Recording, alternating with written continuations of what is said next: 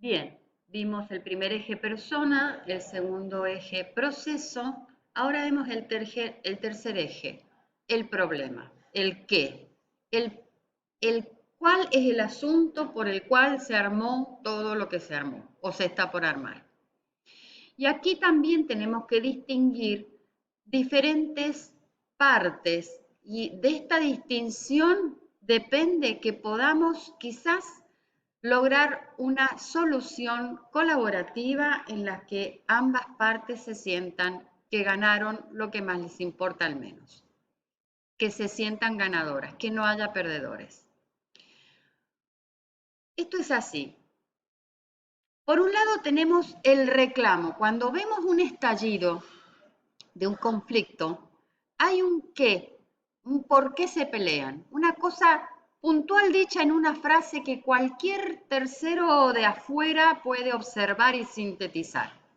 Fulano pide, exige tal cosa, Mengano se la niega. Esa cosa puntual y dicha en dos palabras que se muestra mucho en el estallido y en la fase pública. Están peleando por un juguete, están peleando por una herencia, están peleando porque fulano quiere pasar y el otro no lo quiere dejar pasar. Eh, Están peleando porque fulano se enojó porque Mengano hizo una reunión y no lo invitó y no le dio ningún tipo de explicación. Y estaban todos los compañeros y amigos de ambos, etc. Ese es el qué, el reclamo, dicho claramente o mostrado con alguna actitud.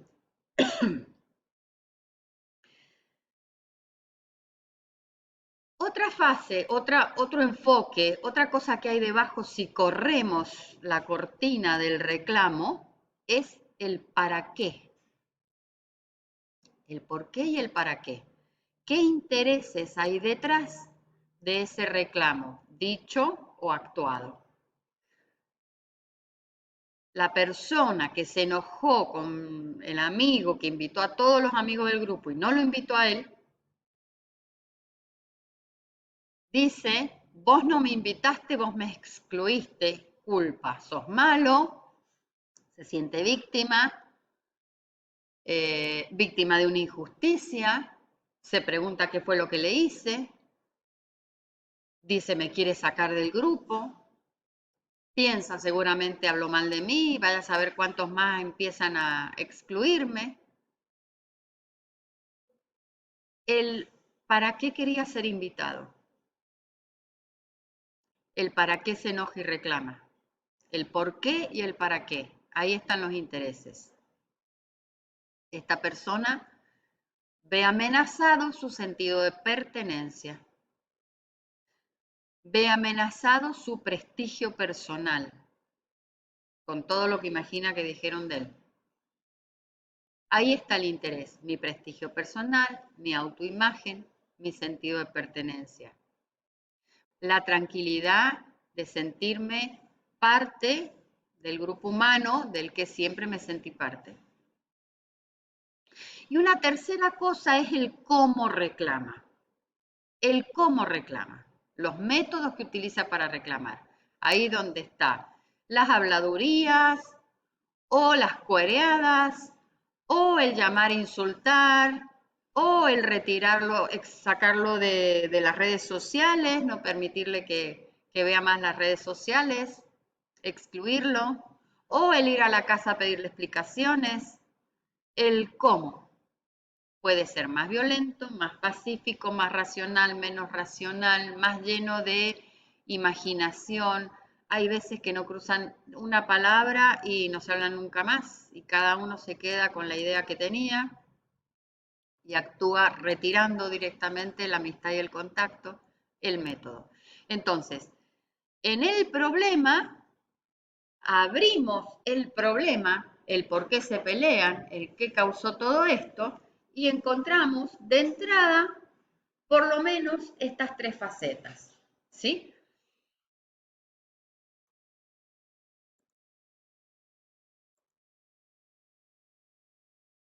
Otra cosa que es importante analizar sobre el problema es la distinción entre disputa y conflicto. Cuando hay una disputa, por ejemplo, fulano no invitó a Mengano a una reunión en la que estaban todos los amigos y Mengano se enojó y le reclamó por qué me excluiste, qué te hice, etcétera, etcétera. Eso visible, eso notable, se llama disputa. Y lo comparamos con un iceberg porque detrás de esa disputa hay un montón de historias y cosas, hechos anteriores, pasados, actitudes, temores, sentimientos de pérdida o amenaza de pérdida, deseos que todavía no se concretan, anhelos, etcétera, que están a la base, existen, no están claros, a veces la misma persona no se los ha dicho a sí mismo claramente, y son el sustento de esa disputa visible. Y es así, muchas veces, 7 veces, 9 veces, no sé cuántas veces mayor el conflicto de fondo, los intereses, lo que William Ury, antropólogo, llama intereses en un sentido genérico, los deseos, los temores, las amenazas, la imaginación, lo que quisiera tener, lo que estoy defendiendo, los principios, si siento víctima de injusticia, si lo que quiero es justicia, si lo que quiero es inclusión, si lo que quiero es pertenencia, si lo que quiero es destacarme, ser valorado, etcétera. Todo eso no se ve, pero es realmente lo que sostiene a la disputa.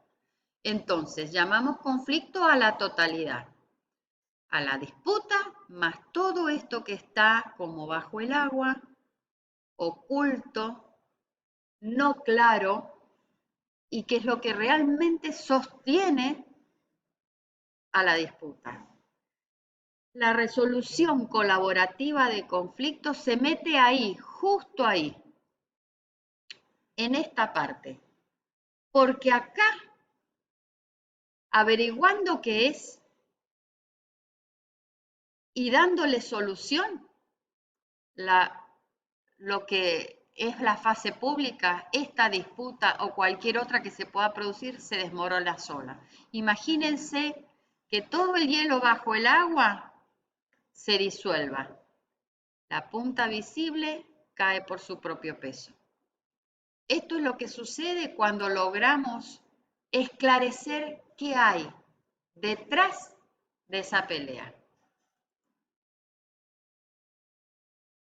Como dijimos recién, el reclamo, la disputa, lo visible, es esto en que A reclama algo y B rechaza ese reclamo o contrarreclama otra cosa. Vayan pensando ejemplos de lo que quieran. Esta actitud de reclamar algo de parte de uno y de rechazo o contrarreclamo de parte del otro se llama posiciones. Las partes se posicionan en un lugar y desde ese lugar dicen, me tenés que dar tal cosa, me tenés que reconocer, me tendrías que haber invitado, me corresponde a mí el auto, te corresponde a vos lavar los platos. La posición, lo que piden, lo que exigen, esta posición está a veces recubierta. Imagínense, si al hielo le echamos sal, se pone más duro, más congelado. Así me han dicho. Esa cobertura que solidifica más aún las posiciones son las justificaciones. Como cuando decimos, porque yo tengo razón, porque vos fuiste el último y yo ahora me toca a mí, porque cuando estuvimos en la situación inversa yo sí lo hice y vos no lo hacés. Todo lo que argumentamos para defender las posiciones en los debates de los políticos y en los debates que hacemos cuando ustedes hagan práctica o no sé si ya la han hecho, de debate, ustedes adoptan una posición y defienden esa posición, la justifican. con argumentaciones racionales, con pruebas, con frases de corte emocional. Ahí es donde se quedan todos los debates políticos, el debate del aborto, que el aborto sí, que el aborto no. Ahí es donde calan esas frases, no me obliguen a parir. Ahí es donde calan esas frases, estás matando a tu hijo. Son justificaciones de las posiciones. Esas justificaciones nos atornillan más y más en las posiciones y tal parece que esto es todo lo que hubiera. Desde ese lugar nunca se resuelve ganando ambas partes. Siempre se resuelve con un ganador y un perdedor o con una disolución de la relación. Los intereses, llamamos en forma genérica a esto que está oculto y que se empiezan a revelar cuando preguntamos ¿para qué reclamas esto? ¿Por qué rechazaste ese reclamo? ¿Para qué contrarreclamas? Claro, por ahí la respuesta fácil, porque es lo justo y porque es lo que corresponde. Puede ser esa respuesta, a veces depende, hay que conocer el contexto, puede estar hablando de los intereses, justicia, el valor justicia, o simplemente puede ser una justificación de la posición. Ya lo vamos a ver más en profundidad.